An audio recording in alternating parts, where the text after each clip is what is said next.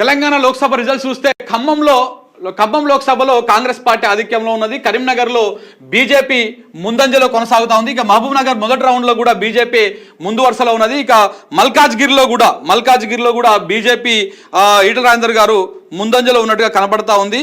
ఇక ప్రతి 30 నిమిషాలకు రౌండ్ పూర్తవుతుంది. మధ్యాహ్నం వరకు తెలంగాణకు సంబంధించినటువంటి ఫలితాలు ఆల్మోస్ట్ వచ్చేటువంటి అవకాశం అయితే కనబడతా ఉంది మిత్రులారా.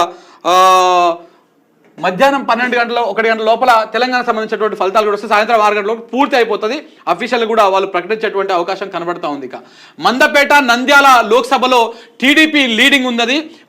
మండపేటలో టీడీపీ లీడ్ కొనసాగుతుంది. టీడీపీ అభ్యర్థి వేగుళ్ల జోగేశ్వర్ రావు ముందంజలో కొనసాగుతా ఉన్నారు. ఇటు నంద్యాల నుంచి లోక్సభలో టీడీపీ అభ్యర్థి బైరెడ్డి శబరి కూడా ముందంజలో కొనసాగుతుంది. ఇక కూటమికి సీట్లు అయితే వస్తూ ఉన్నాయి. కూటమి వైపే ఎక్కువ జనం మొగ్గు చూపుతున్నట్టుగా ఇప్పుడున్నటువంటి ఫలితాలు ఇవన్నీ చూస్తూ ఉంటే అర్థమవుతా ఉంది మిత్రులారా. సో మొత్తం ఓవరాల్గా చూసుకుంటే ఎన్డీఏ నేషనల్ వైడ్గా ఎన్డీఏ కూటమి 252 స్థానాల్లో ఎన్డీఏ కూటమి బీజేపీ ముందంజలో కొనసాగుతూ ఉంది.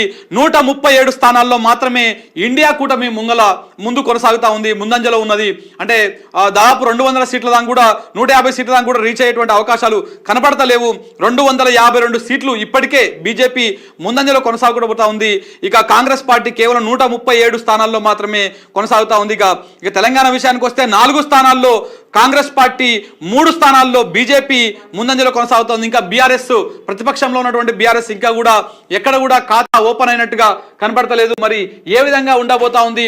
ఎగ్జిట్ పోల్స్ ఎగ్జాక్ట్ పోల్ కాబోతా ఉన్నాయా? తెలంగాణలో పార్లమెంట్ లోక్సభ ఎన్నికల ఫలితాల విషయానికి వస్తే ఎక్కడ కూడా ఏ ఎగ్జిట్ పోల్స్ కూడా ఏ సర్వే కూడా పెద్దగా బీఆర్ఎస్కి అనుకూలంగా ఫలితాలు ఇవ్వలేదు. కానీ ఒక 2 సంస్థలు మాత్రమే ఇచ్చినాయి.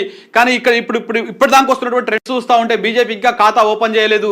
మరి ఏ విధంగా ఉంది అంటే రూరల్ ఓట్ బ్యాంక్ ఏ విధంగా ఉంది, urban vote bank maximum BJP వైపు ఉన్నట్టుగా మనకైతే మొదటి నుంచి అందుతూనే ఉన్నది సమాచారం. మరి రూరల్ ఓట్ బ్యాంక్ ఏ విధంగా ఉంది? అర్బన్లో అంటే పట్టణ ప్రాంతాల్లో కొంత మోడీ వేవ్ ఉంటుంది, కొంత యువకులు ఉంటారు కాబట్టి కొంత హిందుత్వ భావజాలంతో ఎక్కువ మోడీ వైపు మళ్ళీనా అనుకున్నా. మరి రూరల్లో గ్రామీణ ఓట్ బ్యాంక్ వచ్చేసరికి ఇప్పుడు రైతులు ఉంటారు, ముసలి వాళ్ళు ఉంటారు. సో ఇట్లా ఉంటారు కాబట్టి మరి వీళ్ళందరూ ఎవరి పక్షాన్ని నిలబడ్డారు? అక్కడ కూడా బీజేపీ మేనియా పనిచేసిందా లేదనుకుంటే బీఆర్ఎస్ వైపు ప్రజలు మొగ్గు చూపారా? ఏ విధంగా ఉండబోతున్నది చూడాల్సినటువంటి అవసరం కూడా ఉన్నది మిత్రులారా. ముషీరాబాద్ నియోజకవర్గం ఓట్ల లెక్కింపు దోమలగూడ ఏవీ కళాశాలలో ప్రారంభమైంది. బీజేపీ అభ్యర్థి కిషన్ రెడ్డికి వచ్చినటువంటి ఓట్లు 4733 ఓట్లు వచ్చినాయి. కాంగ్రెస్ అభ్యర్థికి 1318 ఓట్లు వచ్చినాయి. బీఆర్ఎస్ అభ్యర్థి పద్మారావుకు 1024 ఓట్లు వచ్చినట్టుగా కనబడతా ఉంది. ఇక కుప్పంలో భరత్ వెనకంజలో ఉన్నాడు, అంటే చంద్రబాబు మీద పోటీ చేస్తే ఆయన. సో ఈ విధంగా రాజమండ్రిలో మనోడు మార్గాన్ని భరత్ పోటీ చేస్తూ ఉన్నాడు. సో అక్కడ కూడా ఆయన వెనకంజలో ఉన్నట్టుగా కనబడుతూ ఉంది. 269 స్థానాల్లో ఎన్డీఏ కూటమి ముందంజలో ఉన్నది. 269 స్థానాల్లో బీజేపీ దూసుకుపోతా ఉన్నది. ఇక కేవలం 150 స్థానాల్లో మాత్రమే కాంగ్రెస్ పార్టీ లీడ్లో ఉన్నట్టు కనబడతా ఉంది. సో మరొకసారి బీజేపీ అధికారం కైవసం చేసుకునేటువంటి అవకాశాలు ఎక్కువగా కనబడతా ఉన్నాయి. ఎగ్జిట్ పోల్స్ ఎగ్జాక్ట్ పోల్స్ కాబోతా ఉన్నాయి అంటే ఆల్మోస్ట్ అదే విధంగా కనబడతా ఉంది పరిస్థితి.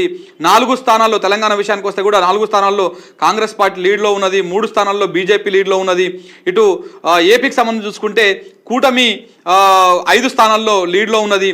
ఇక మిగతా స్థానాల్లో 6 స్థానాల్లో కూటమి లీడ్లో ఉన్నది. అందులో పవన్ కళ్యాణ్ పిఠాపురం ఒకటి పక్కన పెడితే 5 స్థానాల్లో టీడీపీ లీడ్లో కొనసాగుతుంది. 269 స్థానాల్లో నేషనల్ వైడ్గా ఎన్డీఏ బీజేపీ ముందంజలో కొనసాగుతూ ఉంది.